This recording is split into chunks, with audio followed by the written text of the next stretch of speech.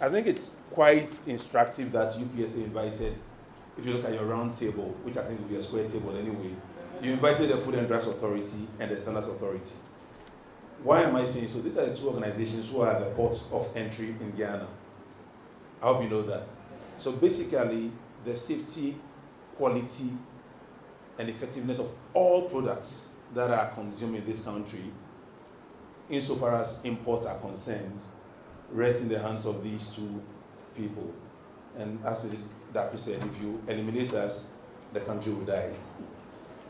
You know, I just looked at the Google definition for quality, and it spoke about something. It said it's both a noun and an adjective. In terms of a noun, it's described as a standard of something. Why is this important? I know most of you have been trying to define trust, and you haven't succeeded.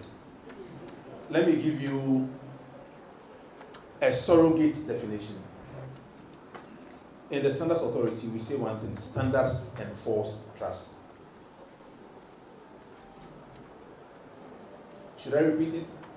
Standards enforce trust. When you have standards, you know consistently whatever you do, wherever you do it, will lead to the same outcomes. So I may not be able to define Honorable Pro Vice Chancellor, I may not be able to define trust, but I know that where you have standards, trust is enforced. And we need that. It's not what people say, but it's what they do. Secondly, I'm known very much to say that Ghanaians, we start everything with a prayer, but quite often we proceed to just lie to one another. I'm sorry, that's a fact. And what I'm hoping is that this World Quality Day celebration will mark a change in mindset. It's a philosophy which is important. Most of you students here, master students, doing total quality management, but a lot of people, it's just about a salary.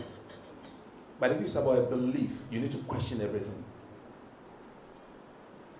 Are the chairs here quality? Are the standards that you are using for the training consistent? Are they reproducible and person independent? Are they fair? Would you stand for it? Would you fight for it? Would you die for it?